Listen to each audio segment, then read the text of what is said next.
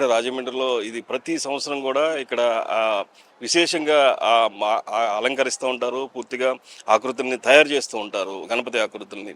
ఇక మరోవైపు చూసుకుంటే అసలు గణేష్ ఉత్సవ కమిటీ ఏం చేస్తున్నారు ఇదంతా కూడా చూస్తుంటే చాలా ప్రతి విగ్రహాన్ని వినాయకుడి బొమ్మను కొలువు కూడా ఏర్పాటు చేశారు. చాలా ఆకట్టుకుంటుంది. ప్రజలందరూ కూడా అత్యధిక సంఖ్యలో వచ్చి ఇక్కడ దర్శించుకుంటున్నారు. ఈ నేపథ్యంలో అసలు బొమ్మల కొలువు యొక్క ఉద్దేశం ఏంటి, అసలు ఇదేంటి అనే అంశాన్ని మనం గణేష్ ఉత్సవ కమిటీ సభ్యులను తెలుసుకుందాం రండి.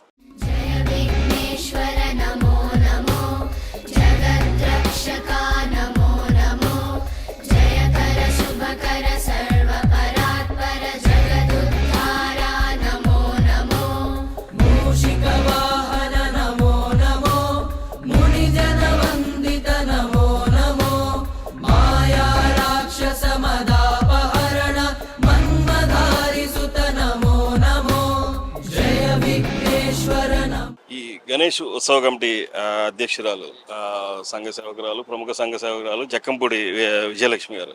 అమ్మ నమస్కారం. ఏంటి అసలు ఈ సృష్టి గణపతి యొక్క ముఖ్య ఉద్దేశం ఏంటి? 2010లో నా భర్త జక్కంపూడి రామ్మోహన్ రావు గారు అధ్యక్షులుగా, బైరాజ్ ప్రసాద్ రాజు గారు కార్యదర్శిగా ఈ రాజమహేంద్రి గణేష్ ఉత్సవ కమిటీ ఏర్పాటు చేయడం జరిగింది. ఇందులో కులాలకి, మతాలకి, రాజకీయాలకి అన్నింటికి అతీతంగా ఈ గణేష్ ఉత్సవ కమిటీని ఏర్పాటు చేసుకోవడం జరిగింది. మన అందరికీ తెలుసున్నటువంటి విషయం, స్వాతంత్ర సంగ్రామంలో బాలగంగాధర్ తిలక్ గారు కూడా సమైక్యత కోసం ఆయన ఈ గణేష్ ఉత్సవాల గురించి పిలుపునివ్వటం మన అందరికీ తెలుసున్నదే. అదే రకంగా రాజమహేంద్రవరంలో అన్నిటికీ అతీతంగా, అంటే ఆ పార్టీ ఈ పార్టీ అనేటటువంటి ఉండకూడదు, అందరం కలిసి ఈ కార్యక్రమాన్ని నిర్వహించాలి అనేటటువంటి ఆలోచనతో రామ్మోహన్ రావు గారు ఈ గణేష్ ఉత్సవ కమిటీని ఏర్పాటు చేయటం, తద్వారా ప్రతి సంవత్సరం మేము ఈ కార్యక్రమాలు చేసుకుంటూ రావటం జరుగుతుంది. 2010 నుంచి కూడా మనం చేసేటటువంటి గణపతి ఎవరైనా సరే ఆ గణపతి ప్రజలకి ఆయన్ని దేనితోటైతే, ఏ పదార్థంతో అయితే చేసామో ఆ పదార్థాన్ని వితరణ చేయటం జరుగుతుంది ఎప్పుడు కూడా. ఒక సంవత్సరం మనం కళాలతో విద్యా గణపతిని చేసాం. అదేవిధంగా ఒక సంవత్సరం గాజులతో సౌభాగ్య గణపతిని చేయటం జరిగింది. ఇంకొక సంవత్సరం కాయిన్తో చింతామణి గణపతిని చేయటం జరిగింది. అదే రకంగా ఒక సంవత్సరం నెమలి పించాలతో మయూర గణపతిని చేయటం జరిగింది. ఇలాగా డిఫరెంట్ కాన్సెప్ట్స్తో ఒక సంవత్సరం కలిశాలతోటి గణపతిని చేశారు. అది మలియూరు మహాగణపతి లేదా విష్ణు గణపతి అని చెప్పేసి ఆయన్ని ఇక్కడ ఏర్పాటు చేయటం జరిగింది. ప్రతి సంవత్సరం చేసేటటువంటి ఏ గణపతినైనా ప్రజలకు వితరణ చేయటం జరుగుతుంది. అదే కాన్సెప్ట్ తోటి ఈ సంవత్సరం ఇక్కడ సృష్టి గణపతిని పసుపు కుంకుమలతోటి ఏర్పాటు చేయటం జరిగింది. సాధారణంగా మహిళలకి మంగళ చిహ్నాలైనటువంటి పసుపు, కుంకుమ, పూలు, గాజులు, మంగళసూత్రం ఇవన్నీ కూడా మనం మాంగళ్యానికి ముఖ్యమైనటువంటి వస్తువులుగా మనం భావించడం జరుగుతుంది.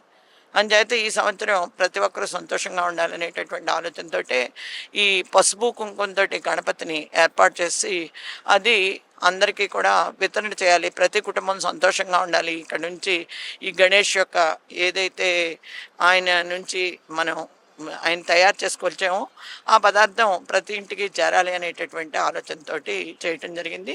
అదేవిధంగా ఒక 2-3 సంవత్సరాలు ఇక్కడ కంటిన్యూషన్గా 6,000 కేజీల దగ్గర నుంచి 7,000 కేజీల వరకు లడ్డు పెట్టడం జరిగింది. ఆ laddu Guinness book of world records కూడా వెళ్ళటం జరిగింది. ఆ లడ్డు మా రికార్డ్ని, మా రాజమహేంద్ర గణేష్ ఉత్సవ కమిటీ తన రికార్డ్ని తనే బ్రేక్ చేసుకోవడం జరిగింది అనేటువంటి విషయం కూడా సంతోషంగా తెలియజేస్తున్నాం. ఇవాళ ఇక్కడ సృష్టి గణపతిని ఏర్పాటు చేసాం. ఒక్క విషయం, ఎందుకంటే సృష్టి గణపతి అది కూడా సౌభాగ్యానికి ప్రతీక అయినటువంటి పసుపు కుంకుమ, ఓన్లీ పసుపు కుంకుమతోనే చేశారా? ఈ చేసిన వ్యక్తి పేరేంటి? పవన్ కుమార్ అని చెప్పేసి మన కాకినాడ రూరల్లో ఉంటాడు. అతను చాలా కాలంగా మా కుటుంబంతో సన్నిహితంగా ఉండే వ్యక్తి. అతని ద్వారా నేను చాలా ఆర్ట్లు కూడా వేయించడం జరిగింది. అదే ఇదితోటి ప్రతి సంవత్సరం అతను ఏంటంటే ఇక్కడ గణపతిని తయారు చేయడం ద్వారా తనకి మేలు జరుగుతుంది అనేటటువంటి ఉద్దేశంతో ప్రతి సంవత్సరం గణపతి నవరాత్రులకి ఒక 10 రోజుల ముందు వచ్చి మేము ఏదైతే పదార్థంతో ఇక్కడ గణపతిని చేయమన్నామో ఆ గణపతి విగ్రహాన్ని తన తోటి ఉన్నటువంటి ఒక 10 మంది 20 మంది సభ్యుల్ని తీసుకొచ్చి తయారు చేసి వెళ్ళటం జరుగుతుంది. అంటే గణపతితో పాటు ఆ, కుమారస్వామి కూడా ఉన్నారు అటువైపు. ఎవరున్నారు ఏంటి అసలు అంటే దీనికి సంబంధించి సృష్టి గణపతికి సంబంధించి ఇక్కడ కొన్ని వివరాలు చెప్పవలసినటువంటి అవసరం ఉంది. ఎందుకంటే ఈయనకి సంబంధించినటువంటి విషయాలు బ్రహ్మ వైవర్తన పురాణంలో ఉన్నాయి. ముఖ్యంగా చెప్పాలి అంటే బ్రహ్మ వైవర్తన పురాణంలో 4 కాండాలు ఉన్నాయి. అందులో 4 కాండాల్లోనూ గణేష్ కాండం 3వ కాండం. అంటే మొదటి కాండం బ్రహ్మకాండం, రెండోదేమో ప్రకృతి కాండం, మూడోది గణేష్ కాండం, 4వది కృష్ణ జన్మ కాండం. మనకి ఈ గణేష్ కాండంలో 46 అధ్యాయాలు ఉంటే 46 అధ్యాయాల్లో 8వ అధ్యాయంలో మనకు దీనికి సంబంధించినటువంటి ప్రస్తావన ఉంది. ఏంటంటే పార్వతీదేవి ధ్యానం చేస్తుంది. ధ్యానం చేస్తున్నప్పుడు పార్వతీదేవికి కృష్ణుడు ఆవిడ ధ్యానంలో కనిపించడం జరుగుతుంది. విష్ణుమూర్తి కనిపించినప్పుడు ఆయన యొక్క సమ్మోహన రూపానికి చాలా ఆనందపడింది, అయ్యి ముగ్ధురాలయ్యి ఆవిడ ఏమనుకుంటుందంటే నాకు ఈయన అంశతోటి ఒక కొడుకు జన్మిస్తే బాగుంటుంది అని చెప్పేసి ఆలోచన చేస్తుంది. అందుకు ఆవిడ ఒక పసుముద్దను కూడా తయారు చేసినటువంటి కథను కూడా మనం వింటూ ఉంటాం. కృష్ణ అంశతోటి, ఎందుకంటే వాళ్ళ దేవతలు అయోనిజులు, ఖచ్చితంగా వాళ్ళకి అనుకున్నది కోరుకున్నది సంభవించడం జరుగుతుంది, దొరకటం జరుగుతుంది. మంచి అందమైనటువంటి పుత్రుడు కృష్ణుడు అంశతోటి ఆవిడికి జన్మించడం జరిగింది. అయితే ఆ బిడ్డను చూసి అందరూ కూడా ఇంత అందగాడు అనుకుంటున్నారు. ముక్కోడి దేవతలు వచ్చి ఆశీర్వదిస్తున్నారు, ఆయనకి ఎన్నో రకాలైనటువంటి వరాలు ఇస్తున్నారు. అయితే నవగ్రహాలు కూడా రావటం జరిగింది ఆ బిడ్డను ఆస్వాదించడానికి. అయితే శని లోపలికి వచ్చి బిడ్డను ఆశీర్వదించడానికి సంశయిస్తున్నాడు, లోపలికి రావడానికి బిడ్డను ఆశీర్వదించడానికి. ఆ సమయంలో ఏమైందంటే పార్వతీదేవి లోపలికి వచ్చి నువ్వు ఆశీర్వదించవయ్యా అంటే, లేదు నా వక్ర చూపు ఆ గణపతి మీద పడినట్టయితే, ఆ బిడ్డ మీద పడితే ఆ బిడ్డ యొక్క తల తునాతునకలవుతుంది, అంచేత నేను చూడటానికి రాను అని చెప్పేసి శని చెప్తే ఆవిడ కాదు నువ్వు కూడా వచ్చి ఆస్వాదించు, ఏమి అవ్వదు అని చెప్తుంది. ఈయన శని భగవానుడు వచ్చి ఆ బిడ్డని ఆశీర్వదించడానికి ముందుకు వచ్చినప్పుడు ఆయన తల ఆయన వక్రచూపుకి తునాతునకలవుతుంది. దాంతో తను కోరుకున్న బిడ్డ ఆ రకంగా అవ్వటం, బిడ్డ యొక్క తల తునాతునకలు అవ్వడంతో పార్వతీదేవి దుఃఖితురాలు అవుతుంది. అది చూసినటువంటి శివుడు ఏం చేయాలని ఆలోచిస్తున్నప్పుడు ఆయనకి కృష్ణుడే ఒక ఆలోచన చెప్తాడు. పుష్పభద్ర నదీ తీరంలో ఒక ఏనుగు నిద్రిస్తుంది, ఆ ఏనుగు యొక్క తల తీసుకొచ్చి ఈయనకి ఈ బిడ్డకు తగిలించమని చెప్పేసి ఆ రకంగా బిడ్డను తీసుకొచ్చి అక్కడ మళ్ళీ తగిలించడం ద్వారా ఇది పునఃసృష్టి జరిగిందనమాట. అంటే కృష్ణుడి యొక్క అంశతోటి ఆయన జన్మించటం, మళ్ళీ కృష్ణుడి యొక్క ఆలోచనతో ఆ బిడ్డకు మళ్ళీ గజముఖం ఏర్పాటు చేయటం, దాంతో పార్వతీదేవి సంతోషించటం ఆ బిడ్డను చూసుకుని, ఆ రకంగా అక్కడ సృష్టి గణపతి ఏర్పాటు అవటం జరిగింది. అయితే ఇక్కడ సుబ్రహ్మణ్యేశ్వర స్వామి ఎందుకున్నాడు అన్నది కూడా చాలామందికి ఒక ఆలోచన ఉండొచ్చు. మనకి చాలా చోట్ల కథలు వింటూ ఉంటాం. సుబ్రహ్మణ్యేశ్వర స్వామి, వినాయకుడు, వీళ్ళిద్దరూ కూడా గణాధిపత్యం గురించి వాళ్ళు దెబ్బలాడుకోవటం జరుగుతుంది. అప్పుడు ఎవరైతే సకల తీర్థాల్లోనూ సకల నదుల్లోనూ స్నానం ఆచరించి వాళ్ళ ముందు వచ్చి తల్లిదండ్రులు కలుస్తారు, వాళ్ళకి గణాధిపత్యం ఇచ్చేటటువంటి ఒక రకమైనటువంటి పోటీని ఏర్పాటు చేయటం జరిగింది. ఆ పోటీలో కుమారస్వామి తనకున్నటువంటి మయూరు వెక్కి వెళ్ళిపోతాడు రయ్యని. అంటే అన్నగారి కంటే నేను ముందు వస్తాను, పెద్ద బాణపట్ట గజముఖంతో ఈయన ఎక్కడికి వెళ్తాడు అనేటటువంటి ఆలోచనతో. అయితే వినాయకుడు తల్లిదండ్రుల చుట్టూ ప్రదక్షిణలు చేస్తూ ఉంటాడు. ఎక్కడికి వెళ్ళినా కుమారస్వామికి ఈయనే ముందు కనిపించడంతో సుబ్రహ్మణ్యేశ్వర స్వామి ఈయనే నాకంటే గొప్పవాడు, ఈయనకే గణాధిపత్యం ఇవ్వాలి, ఈయనే నాకు గురువు లాంటి వాడు అంటే శివుడికే ప్రణవ మంత్రం బోధించినటువంటి కుమారస్వామి అన్నగారైనటువంటి విఘ్నేశ్వర స్వామి యొక్క గురుత్వాన్ని ఆయనే అంగీకరించాడు. కాబట్టి ఇక్కడ ఆయన కూడా మనం ఏర్పాటు చేసుకోవడం జరిగింది. ఇక్కడ ఏర్పాటు చేసినటువంటి సృష్టి గణపతి యొక్క అంటే ఎందుకు ఏర్పాటు చేసామన్నది అది అంటే ఈ సంవత్సరం పసుపు కుంకాలు ప్రతి ఒక్కరికి అందించాలి. మనం కరోనా తర్వాత చాలా రకాల ఇబ్బందులు చూస్తున్నాము. మనకి ఎన్నో రకాలైనటువంటి ప్రాబ్లమ్స్ తోటి ప్రతి ఒక్కరు బాధపడుతున్నటువంటి పరిస్థితి. ఆరోగ్య పరిస్థితులు అయన్నీ చక్కబడాలి. ప్రకృతి బీభత్సాలు నిన్న బుడమేరు చూసాం విజయవాడలోని. ఎంతమంది ప్రాణ నష్టం జరిగింది. ఎక్కడ చూసినా ప్రపంచంలో కూడా వియత్నాంలో ఒక తుఫానొస్తే ఏ రకంగా ఆ ఊరు ఆ దేశం కంపించింది. మన ఏరియాలో వచ్చినటువంటి ఎన్నో తుఫాన్లు, ప్రకృతి వైపరీత్యాలు, కరోనా వంటి డెంగ్యూ వంటి అంటువ్యాధులు వీటిలన్నిటి నుంచి ప్రజలు రక్షింపబడాలి.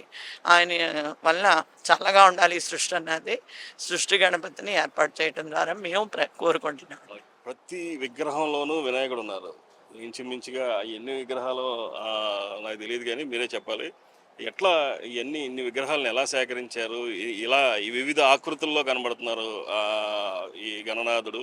ఎట్లా ఉంది? ఎన్ని ఆకృతులు పెట్టారు? ఎన్ని విగ్రహాలు పెట్టారు? ఈ బొమ్మల కొలువు యొక్క వినాయకుడు బొమ్మల కొలువు యొక్క ముఖ్య ఉద్దేశాలు అంటే మొదటి నుంచి కూడా ఓ రకంగా గణపతి అంటే మాకు చాలా ఇష్టం అండి. నా భర్త జక్కపూడి రామ్మోహన్ రావు గారు ఇంట్లోనే ఒక చిన్న మందిరం ఏర్పాటు చేసుకుని బయట ముఖద్వారం దగ్గర ఒక గణపతిని రోజు బయటికి వెళ్ళినా లోపలికి వచ్చినా ఆరాధించడం జరుగుతుంది. ఆ రకంగా గణపతి మీద మాకు ఆరాధన కలగటం, అయ్యప్ప స్వామి దేవాలయం ఏర్పాటు చేశాక అయ్యప్ప స్వామి దేవాలయంలో గణపతిని ప్రతిష్ఠించుకోవటం, తర్వాత శ్రీ క్షిప్ర సంకటహర ఆరోగ్య మహాగణపతి అని మనం పిడింగోయిలో ఒక దేవాలయం నిర్మించడం జరిగింది.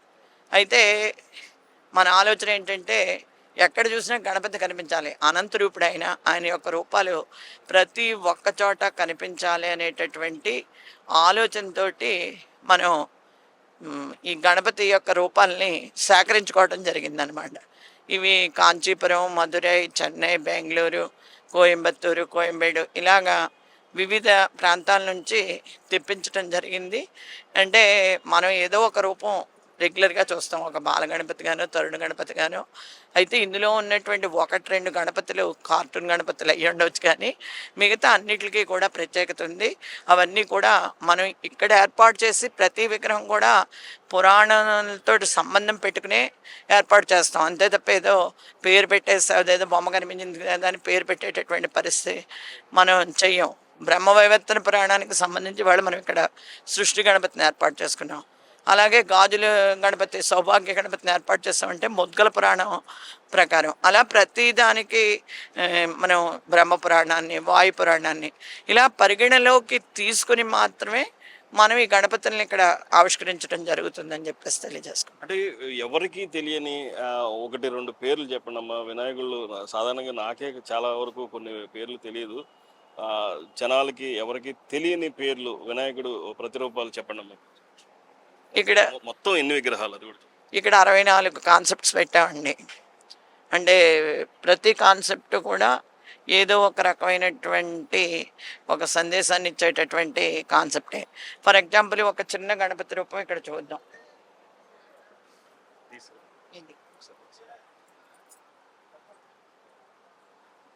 ఇది చిచ్చక్తి గణపతి. ఓకే. సర్పం మీద ఉన్నాడు ఆయన. దీనికి కారణం ఇది చిచ్చక్తి గణపతి అయినా దానికి విషయం ఏంటంటే క్షీరసాగర మదనం జరిగేటప్పుడు లక్ష్మీదేవి ఒక్కొక్కళ్ళు ఒక అశ్వం బయటికి రావటం జరిగింది, కామధేను, ఇలా డిఫరెంట్ వస్తువులు బయటకు వచ్చినాయి. అవి దేవతలు ఒక్కొక్కళ్ళు ఒక్కొక్క రకం తీసుకున్నారు, రాక్షసులు కొన్ని ఇది చేయటం జరిగింది. అయితే లక్ష్మీదేవి వచ్చినప్పుడు ఆవిడ యొక్క అందాన్ని చూసి అబ్బాయి ఎంత బాగుందో, ఈవిడ నాకుంటే బాగుంటుందని గణపతి ఆలోచన చేయటం జరిగింది. దానికి గణపతి అందరి దేవతల కంటే బాగా మొండివాడండి, అందరికంటే మొండివాడు. అందుచేత నాకు లక్ష్మీదేవిని నాకే ఇవ్వండి అని పట్టుబెడితే ప్రతి ఒక్కళ్ళు చెప్తారు కరెక్ట్ కాదు అది. సుబ్రహ్మణ్యేశ్వర స్వామి తమ్ముడు కూడా చెప్తాడు, మేనత్త వరుస తల్లితోటి సమానం అని చెప్పి. అయినా నాకే కావాలంటాడు గణపతి. అటువంటి సమయంలో వ్యవహారం ఏంటంటే ఎవ్వరూ ఆ గొడవను తీర్చలేకపోతున్నారు, మొత్తం అంతా గందరగోళం అయిపోతుంది అక్కడ. ఆ పరిస్థితుల్లో దీనికి పరిష్కారం ఒకే ఒక్క వ్యక్తి చూపించగలడు అని చెప్పి శివుడి దగ్గరికి వెళ్ళారు దేవతలందరూ కలిపి. ఇదేదో వినాశనానికి దారితీస్తుంది, మనం అందరం ఇబ్బంది పడేటటువంటి పరిస్థితి వస్తుందని శివుడి దగ్గరికి వెళ్ళినప్పుడు శివుడు ఆయన నా వల్ల కాదు ఇది, ఒక శక్తే వాళ్ళిద్దరిని ఆపగలదు, వాళ్ళిద్దరి మీద అమితమైన ప్రేమ చూపిస్తుంది, వాళ్ళిద్దరిని ఆవిడే ఆపగలదని చెప్పి శక్తి దగ్గరికి పంపిస్తాడు. అప్పుడు ఆవిడ అనుకుంటుంది, ఈ లోకాలు తల్లడిల్లుతున్నాయి, నేను ధ్యానంలో ఉన్నాను, కానీ ఈయన పంపించాడు అంటే ఖచ్చితంగా ఇది నా మీదకి నెట్టివేసాడు ఏదో రకంగా వీళ్ళిద్దరి మధ్యన ఇది చేయమని.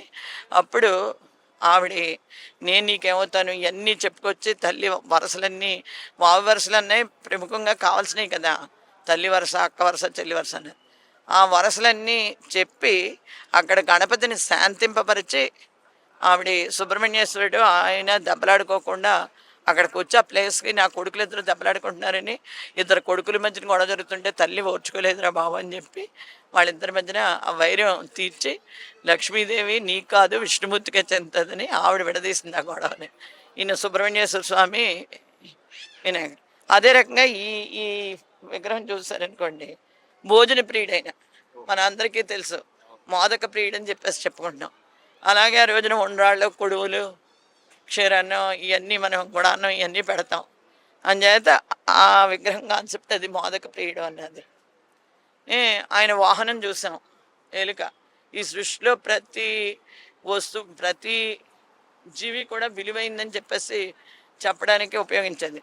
ముఖ్యంగా గరిక ప్రియుడైన, అంటే సృష్టిలో ఉన్నటువంటి ఎంత అనల్పమైనటువంటి వస్తువునైనా కూడా గొప్పగా చూపించగలిగేది మనం గణపతి దగ్గర అనేది వాస్తవమైనటువంటి విషయం. అన్ని ఆకృతులు కవర్ అయిపోయినాయేమో మొత్తం. అది చాలా వరకు కవర్ అయినాయండి. నెక్స్ట్ ఇయర్కి 108 చేద్దాం వీటిని అన్నది మా కాన్సెప్ట్ అండి. ఆల్ ది బెస్ట్ అమ్మా. ఎందుకంటే ఇంతమంది గణనాథుల్ని ఒక్కసారి చూడడం అనేది భక్తులందరికీ కూడా చాలా విశేషంగా ఆకట్టుకుంటుంది. పూర్తిగా రాజమహేంద్రవరంలో గణేష్ ఉత్సవ కమిటీకి మాత్రమే ఇది సాధ్యమైందనే చెప్పుకోవాలి. ఎందుకంటే మనం ఎక్కడా కూడా చూసి ఉండకపోవచ్చు. ఇలాగా ఒక విగ్రహాన్ని పసుపు కుంకుమతో తయారు చేయించడం ఒక ఎత్తు అయితే, 64 ఆకృతులతో ఆ విగ్రహాలను సేకరించడం అనేది, అది కూడా ప్రపంచవ్యాప్తంగా వివిధ ప్రదేశాల నుంచి పనిగట్టుకొని రప్పించడం. 1-2 కార్టూన్ విగ్రహాలు అయినా సరే మిగిలినవన్నీ కూడా ఒక్కొక్క విగ్రహానికి ఒక్కొక్క హిస్టరీ ఉందని చెప్పేసి గణేశోత్సవ కమిటీ అధ్యక్షురాలు జక్కంపూడి విజయలక్ష్మి గారు చెప్తున్నారు. మరి వచ్చే సంవత్సరం 108 ఆకృతులతో చేస్తారని అంటున్నారు. వారి సంకల్పానికి ఆ వరసిద్ధి వినాయకుడు ప్రశంసించాలని, ఖచ్చితంగా అది సాకారం అవ్వాలని మనం కూడా కోరుకుందాం. కెమెరా పర్సన్ ధర్మేంద్రతో మోహన్, ఐ డ్రీమ్స్, రాజమండ్రి నుంచి.